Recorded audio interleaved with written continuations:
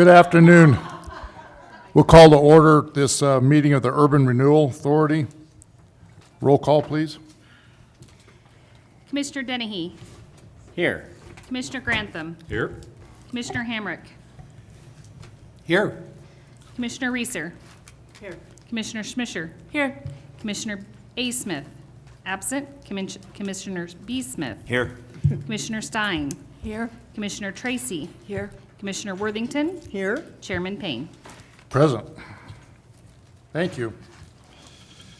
Please join me for the Pledge of Allegiance.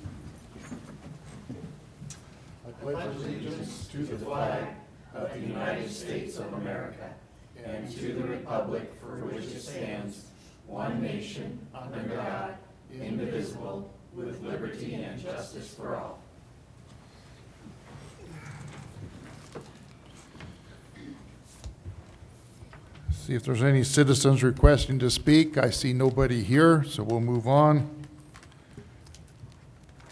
Consent agenda. Item A is, well, this is Ryan, sorry. That's all right. Item 5A is to approve the minutes from the August 3rd meeting, and item 5B is to receive and file a list of bills, cash disbursements between August 4th and October 5th.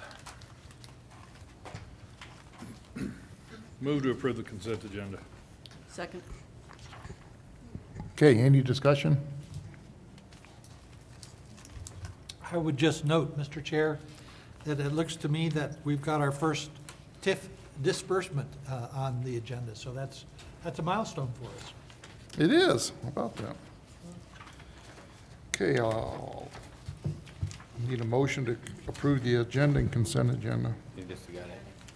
You already got it. You're, We did that. you made it. Boy, am I rusty.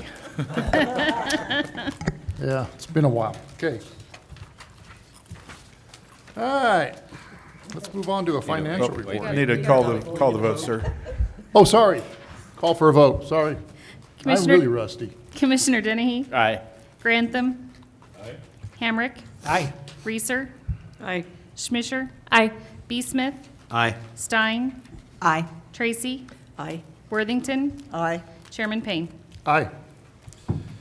Well, you get a couple seizures, and the next thing you know, you can't even run a meeting. All right, now we'll go to financial reports. All right, so the August ending balance was $545,888.37, as was the September beginning balance. We had our first TIF reimbursement to Holiday Inn Express in the amount of $6,246.63, leaving us an ending balance of $539,641.74. Thank you. Any comments and/or questions? Yes, sir. Yeah, I do have a question. Commissioner Reeser, does that mean that we receive a TIF payment from, as income from somewhere? No, we had that first one back in, I don't remember what month that was. Yeah, so there was the sales tax TIF, which was paid earlier this year. We have not received any property tax TIF. So just the sales tax. Thank you. That is correct. Thank you. It'll be a while till we get the property tax. It would be, yeah, when, tax assessments are due. We did receive the assessment from the assessor's office, and there is TIF recognized on the breakdown of the assessment, so we will receive some TIF payments for property tax next year. Next year, okay. All right, let's move on to the executive director report. Thank you, Chairman Payne. Speaking of next year, we are working on the budget. State statute states that the budget needs to be presented to the commission by October 15th. We will have those emailed out for presentation to the commission, and then we will have the budget hearing at the November Urban Renewal Authority Board meeting. And adoption of that budget at that time. We, as it was noted, we've had our first TIF payments paid out to Holiday Inn Express. Another TIF project, which is the Pharisee Ford, is getting very close. Our building official, the city's building official, was out at Pharisee this week, talking to them about their temporary certificate of occupancy, so they can start moving into their new building. So that project is getting very close. And then, of course, earlier this year, the Fremont Bank building for TZAC was completed as well. So those are 3 of our 4 projects that are coming towards completion. That 4th project, of course, is the Hotel St. Cloud, which has a lot of work ahead of it, and that is continuing to move forward. I do not have any anything additional to report as far as the executive director report. I'm happy to take any questions. Well, on this, the agenda I have as a C-Care Life Safety Accessibility Grant Program underneath the Executive Director Report. Yeah, so for the next item for discussion, we've got Life Safety Accessibility Grant Program, and if you're ready to move forward to that, we can do that. Okay. Just a question about Pharisee. Do you know, do they plan on moving in prior to them? They've demolished the one building out in front of the new facility, and that looks like that's going to be all paved there. Do they plan on moving in before that's paved, do you know? I don't know offhand. I do know they'll be playing musical buildings and have been for a while. I would imagine since they're looking for a TCO, they will probably move in before some of that pavement work is complete. Gotcha. Thank you. To just follow up on that, could you explain a little bit more about the temporary CO, what and why? Yeah, so there may be items like the paving or public improvements that need to be completed still. The temporary CO is to make sure that the building's in a good enough shape for them to move in while some of those additional items are being completed. There's usually a time limit on the temporary CO. That's been my experience. Yeah, Anybody have any that other is correct. questions, comments? Okay.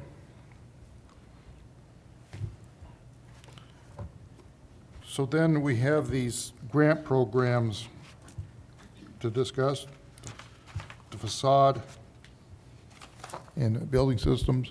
Yes, sir. So the first 2 that you see under discussion, the Life Safety and Accessibility Grant Program and the Facade Grant Program, you may remember we discussed back in August. What we have done is brought forward some proposed changes to both of those grant programs. The first one, the Life Safety Grant Program, currently is designed to address life safety issues, sprinkler systems, improving means of egress, anything that's related to life safety factors for a renovation. Some of the feedback that we've received, when the city went out and did the Main Street Open for Business grant that the state was doing, we went and worked with many business owners to put together that grant application.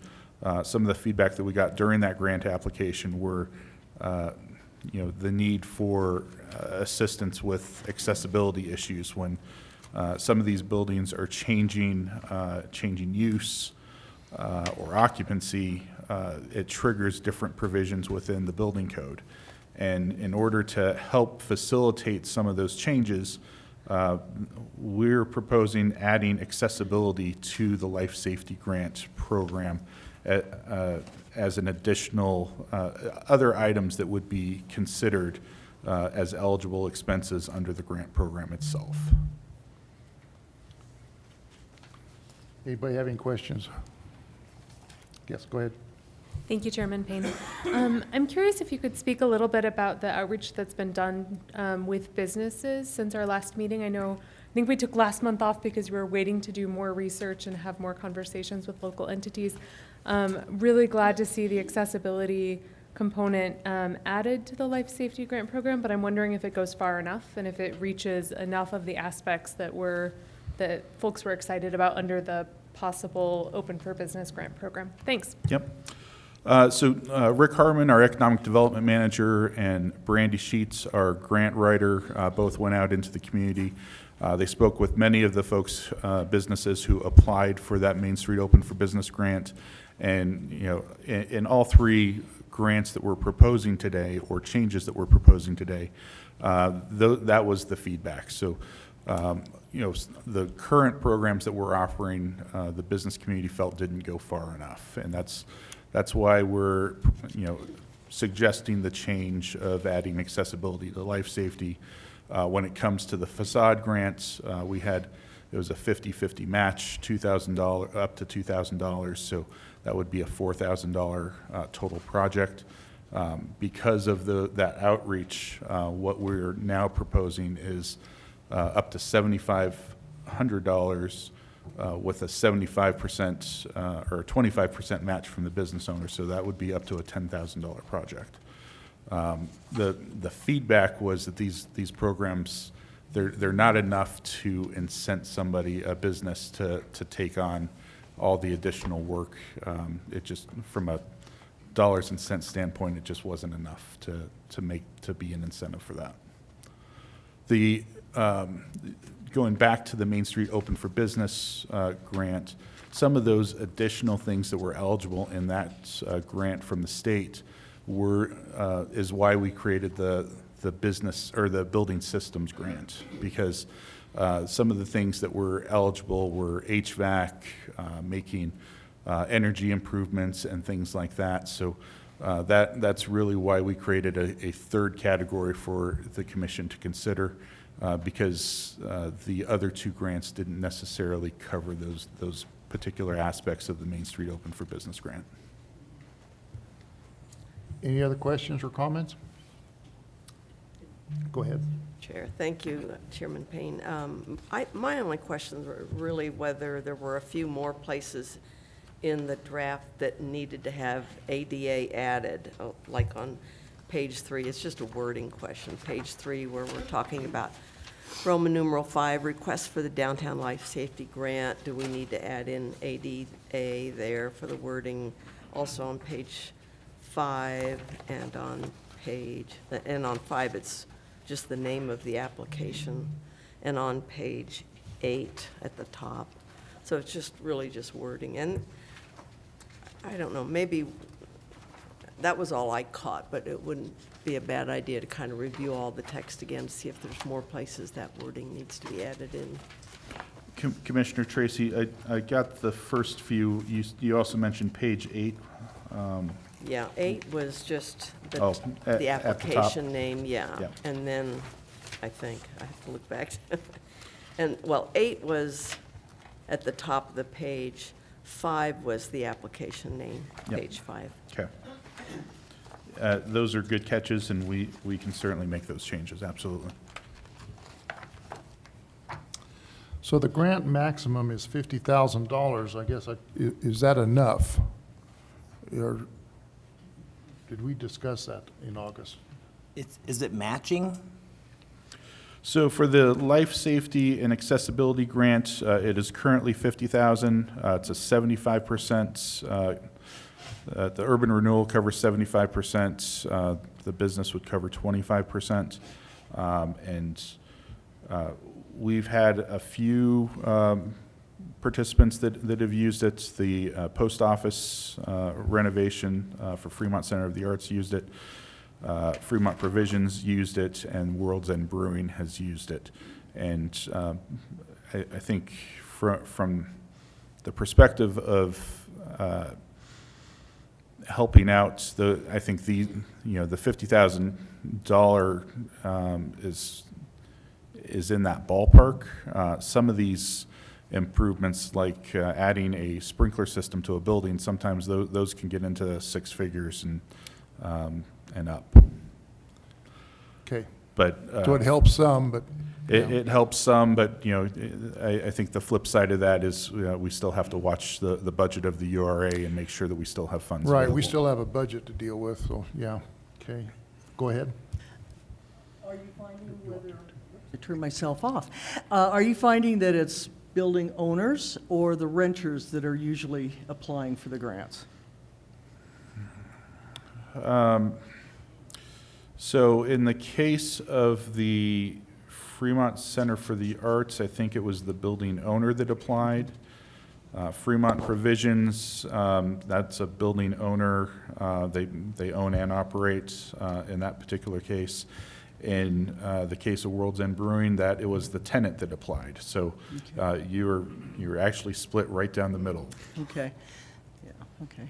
Because my bias, in a sense, is the fact that a building owner isn't going to do as much as they really should, and it's going to fall on the shoulders of the person who's renting the space in many cases. Absolutely. In that case, is there something, does the building owner have to have approval for, yeah? They do. So, you know, if it's the tenant that's applying, there has to be a letter from the owner certifying that they approve of the work. John, do you have something? Yes, I did. I was just interested in, you know, the purpose of this is for life safety and now accessibility, which is great. But I just wanted to hear from Commissioner Schmischer a little bit more. He had mentioned that maybe it wasn't broad enough. And what my concern there would be is that we don't want to be paying for new carpets or something like that. But so maybe you could say what you were thinking a little bit. Sure. I guess it's twofold. One, I think most of what I'm concerned about will likely discuss under the Building Systems Grant Program that's being proposed for conversation tonight. But I guess the broader point that I had was, is this enough to get people excited? Like, is this enough to really incentivize the types of changes that we'd like to see in our central business district? And I think given that there's no one in the audience here to be like, yes, now that it's $10,000 for facade improvements, I want to make the necessary changes. Or now that, you know, it's accessibility, that will allow me to do X, Y, Z with my property and change a vacant property into one that provides some more life to our downtown. So I think that's my broader question. Like, is this actually going to make the changes in our central business district that we would like to see? And given that there's no one here, I'm not really sure. And I know Rick and Brandy are the ones who had the conversations with business owners, but I'm just not sure if this is enough. So the origination of this particular grant, and we originated it under the city, it came about because there was a one particular building, which is the Skyline Theater, where somebody wanted to come in and do something different with that building. And the cost associated with making those changes and adding the sprinkler system was a deterrent, and ultimately that opportunity went away. So that's where this came from. Unfortunately, I don't know that you can answer that question, or somebody's going to have that need right now until a building comes available and you have somebody who's looking at it and wants to do something different with it. And I think having the tools available for when those instances come available is really what we're looking at here. I don't know, you know, somebody who's already operating isn't necessarily going to come, you know, for this type of grants. You know, the facade improvement grant, yes, but for the life safety grants, they're already operating. It doesn't necessarily affect them until there's that change of use. It kind of seems like, for me, it's like an unforeseen cost. Like you start the ball rolling, and then all of a sudden, fire district, everybody comes in, tells you need this, and then there's all these unforeseen costs that come out. So it's almost just a helper to get you to maybe closer to even, than you're not dipping into your pocket as much to get it going. Correct. When, have you had people request help with heating and air conditioning, that type of thing? We have not necessarily. We were surprised when again, going back to the Main Street Open for Business applications, there was a lot more interest in that type of. The only thing I would say is I would hope that Black Hills has brought into, sorry, my age-old thing is for them to have any opportunity to take advantage of any rebates or even assessments of the building themselves for energy efficiency. So that's something that if Rick or somebody is talking to them on this application, to put the hint in their minds to maybe call Black Hills. And that may be something, and very good suggestion to add to the application as one of those check marks that, have they researched rebates for those types of improvements? I had Commissioner Reeser, then Commissioner Grantham. I just wanted to mention, Ryan, that I really like the fact that you added the grease hoods or whatever those hoods are. Oh, the kitchen I think hoods. that's going to help some of those buildings that aren't up to code, maybe get a restaurant back in there, because I think that brings a lot of people to downtown. It does, and when it comes to kitchen hoods, we want to be as general as possible. We don't want something that's going to be specific to a certain type of restaurant. We're looking for those general. I think they're Class A hoods. So I guess my next question is there anything else we could add to those grants without getting into carpet and some of those other things that, borders on ridiculous? But maybe there's some brainstorming we could do that the businesses could help us out with something else we could perhaps add to that. Are you talking the building systems? Yep. Okay. We certainly could do some additional brainstorming, and that's why these are being presented as drafts tonight. We're not looking for approval, but the reaction from the commission. Okay, Commissioner Grantham? Yeah, Ryan, just catch me back up, just because I'm old age in memory. This program was a city program, and then it got wrapped into the URA.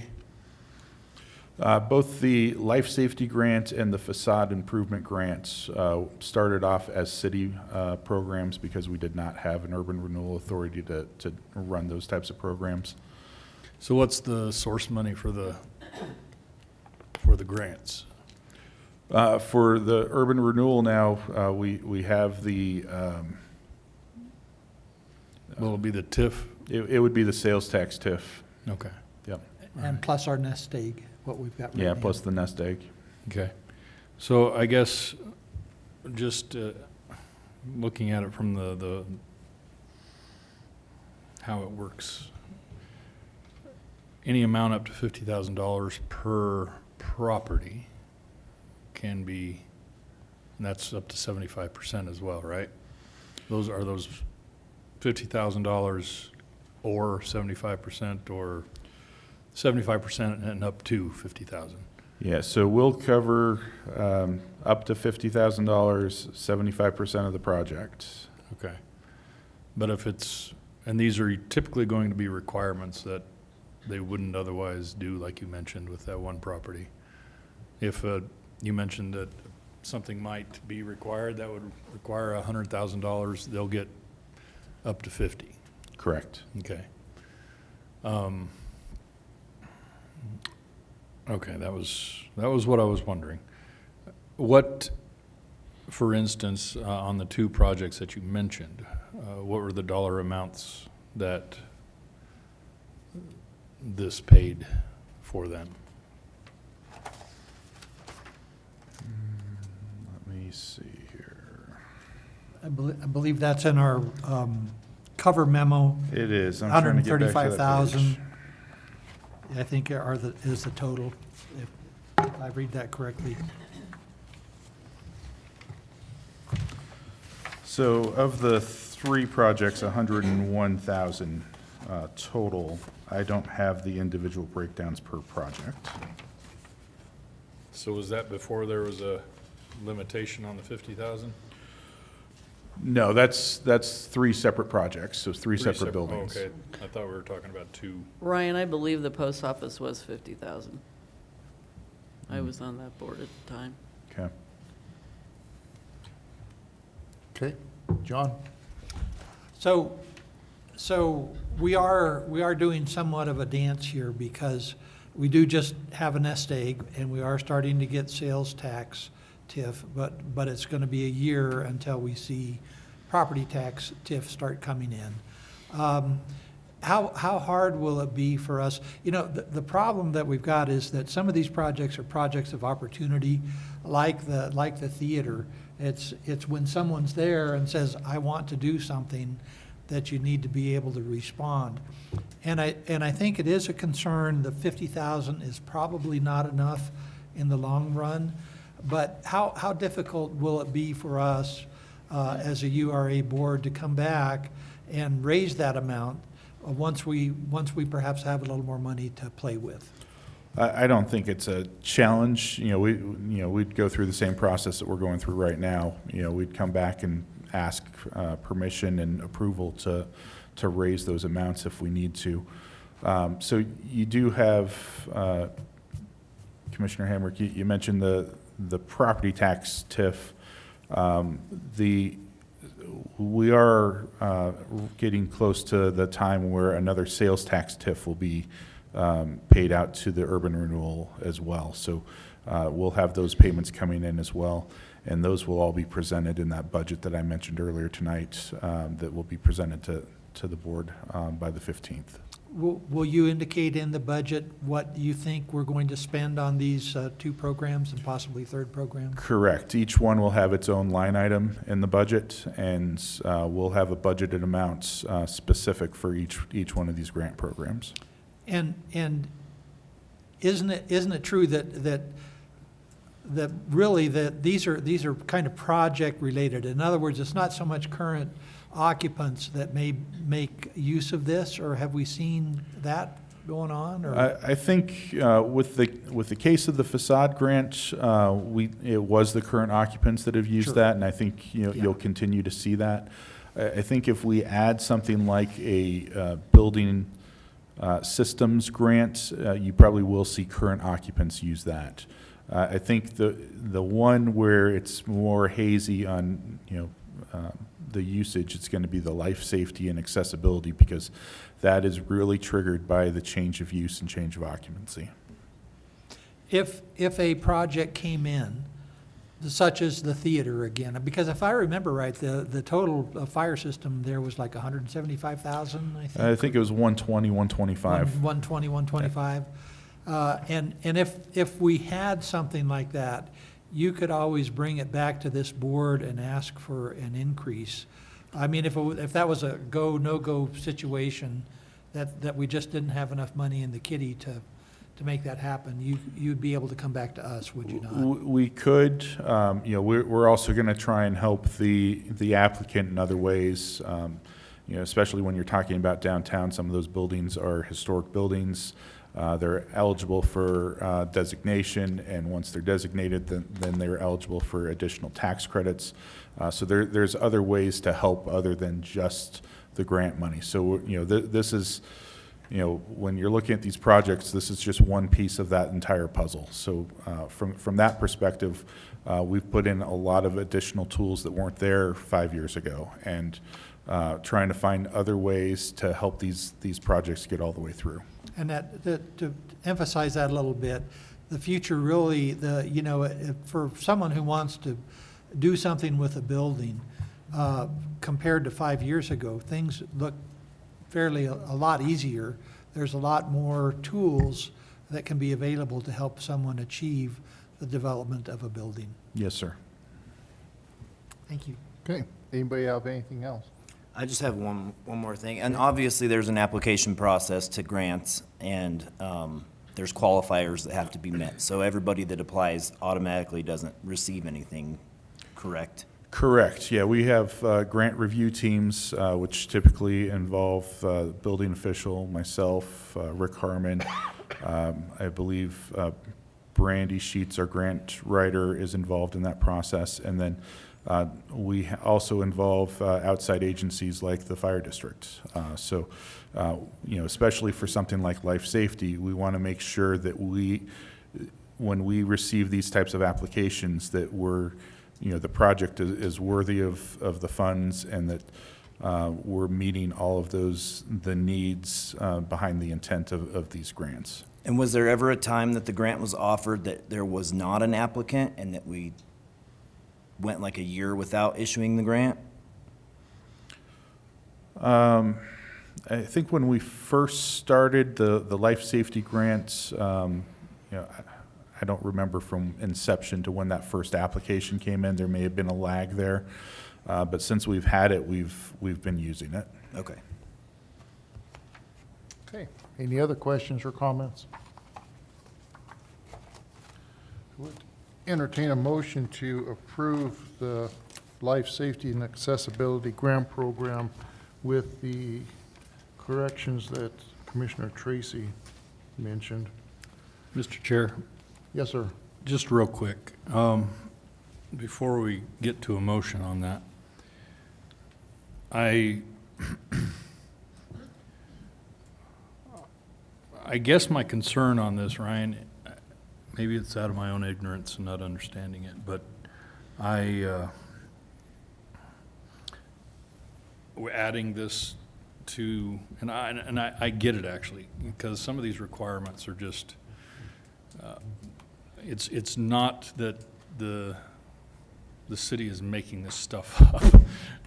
This stuff comes from on high, and you have to do it in many cases, and how that fits into the development plans and change of use and everything, that maybe that's a little bit more on us as the county and you as the city, maybe that part of it. But that being said, these are requirements that are above and beyond the normal work in order to get a commercial business going. And so I think it's good that this is getting put in place to help them with some of those costs at least. I think we're going to start finding that 50,000 just doesn't go near as far as it used to, and we're expanding this. So I guess my thoughts are to this commission is that the question earlier, I'm not sure who had it, was it you, John, about the amounts and increasing this sometime in the near future? How fleet of foot can we be at doing something like that? I think that's going to come sooner rather than later. I don't think that's what we should be doing right now, because I think you have to kind of test the waters and see where it heads and see what incent there is for people to do this. And I don't know that there will be or won't be, but I do appreciate the effort to help people pay for what I consider unreasonable stuff that you guys kind of have to do. So I'll leave it at that. Thank you, sir. Thank you, Commissioner Grantham. Any other discussion? I'll entertain a motion. Chairman Payne, I'd like to make a motion that we approve the Care Life Safety and Accessibility Grant Program amendments with Commissioner Tracy's edits, as well as the Care Facade Grant Program changes. Second. It's been moved and seconded. Any further discussion? Just a point of order, do those need to be two separate motions, or can we do them both at once? They can be together. They Do can be them together. Yeah, together? Okay. absolutely. Great, thank you. Okay. Roll call, please. Commissioner Dennehy, Aye. Grantham, Aye. Hamrick, Aye. Reeser, Schmisher, Aye. B. Smith, Aye. Stein, Aye. Tracy, Aye. Worthington, Aye. Chairman Payne. Aye. Motion carries. We'll move on to item B, the facade grant program. Ryan? Well, you guys just approved that one as well. So, building systems now. You know, I'm doing what some up here have done is with my hearing aids. It's hard to hear sometimes. You want these headphones? I might have to in the future because obviously I'm missing some stuff. Okay, So item C would be next, sir. thank you, Ryan. Phew, somebody has to lead me around. The Building Systems Grant Program. Again, this is more of a proposal. We have not drafted a grant program per se.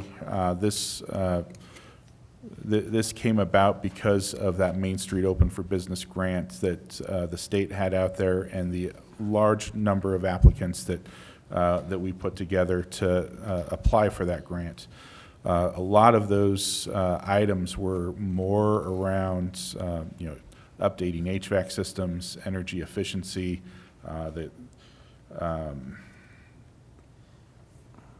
where else are we? Window replacements, those types of things that are not covered in the previous two grants. So what we're looking for tonight is direction from the commission on whether or not this is something you would like us to pursue and actually put together a program on. Okay, discussion. John? Sure. So it says in here that we submitted a grant application for $865,000 that was turned down. Do we know the reason that was turned down? There were a lot of applications across the state, and they only had so much money, so they chose the communities where they thought that was going to have the highest impact. Some of that, I think, the city and some of our other projects received some additional funding from other sources, so I think they were just trying to spread some of that grant money around the rest of the state. And where I'm trying to go with the question is, do we know what criteria they used for determining highest impact? I mean, is there something, a lesson that was learned from that about what we might be able to do? If we did this, would that affect the grant application, and such a grant application in the future, make us less likely to receive it, or? You know, I think that's a good question. I think it depends on the wording of the grant program when they put it out. I think having a grant program, and again, it depends on how they word their grant program, but if we have something in place where we're putting in additional dollars and we've got skin in the game, that typically gives us more points towards receiving a grant like that. Great, good. Thank you for that. Any other discussion? Commissioner Grantham? Thank you. So, I think this is probably one of those deals that may be growing even bigger than the other two when it comes to looking down the road and the requirements that are going to be on our any kind of restoration projects or even new projects. I mean, the kind of incentives that are coming in for LEED certification on new buildings and how that fits into remodels of downtown properties. This may end up being the bigger deal than the other two put together. Do you envision this as being something that would be combined all into one grant program, all three of these eventually, or? I think we're trying to put these into different buckets right now because, you have smaller businesses and tenants that are more likely to use something like the facade improvement grant, and we don't want somebody to come in with a large project and then use up all the grant money for all three programs at the same time. So right now, that's part of the reason why we're dividing these things up, because we see a need for all three, and we don't want one applicant to come in, or a handful of applicants to come in and wipe out the opportunity for everybody else. Yeah, one size doesn't fit all, I think, in this type of situation. Anything else, Commissioner Grantham? No, thank Okay. you. Commissioner Schmeisser? Thank you, Chairman Payne. I think that this is really great, Executive Director Stevens. I would just request that we have really robust conversations with local businesses to ensure that it's formulated from the outset with what their actual needs and concerns are in mind, so that we're setting ourselves up for success and setting ourselves up to have that sort of incentive that we are kind of struggling to find with the first two. John? Yes, and let me say that I am all in favor of energy efficiency and helping businesses achieve energy efficiency. Have you put any thought into how that goal fits in with the statewide goal of electrification? No, I don't know that we were thinking of the statewide goal of electrification. What we have heard with conversations from some of our local businesses, especially these older buildings, they're not nearly as tight. They use a lot of AC and heating and are just inefficient, which causes high electric bills. And I think what we're looking for in this type of program is trying to help those businesses or those building owners shore up those buildings and make them a little bit tighter so that they're just more efficient in trying to reduce some of those electric bills and some of those other operating costs over the long term. And I would say that I am, the stress on efficiency, I think is great. Anywhere that we can save a kilowatt hour or two here and there is really great. But I would personally, my own opinion is I would be dismayed if we were using this grant to replace gas-fired equipment with electric-fired equipment just because. But on the other hand, we have to, and maybe what we need to do is just look into that crystal ball that the state has to figure out so that we're not expending money in a way that then needs to be changed sometime in the near future. They don't have a crystal ball. I'm sorry. Oh, sure they do. But we could get surprised. We could spend money in one direction and then the state comes with some mandate regarding how something like that needs to be done. I don't know, but it's, at the very least, we should be taking a look, I suppose, on what direction they're going to go with that. Yeah, looking at the direction, I think we also have, everything we've heard so far is it's new construction. But we want to see what the lay of the land is going to be for existing, because Right. hopefully there's going to be something grandfathered in, but you can't guarantee that because that would be too logical. Right. So we have to make sure that we're checking on it, but you just don't know. I would repeat my concern that we're funding essentially, an electrification program rather than an energy efficiency program. I agree. Cost efficiency. Anybody else have anything more to add? Questions for Ryan? Anything else on that one, Ryan? No, it just it sounds like we've got a thumbs up to move forward and put together a program and bring it back for additional conversation. Sounds good. Okay. I see a lot of heads nodding. I think we're in agreement there. Okay, do you have anything else, Ryan? No, sir, I do not. Okay. I apologize for my hearing. Most of the time when you guys are talking, I'm actually reading what you're saying. do that. Me too. I have to do that too. Yeah. Okay, so it's just not me. Okay, with no further business coming before this board, we're adjourned.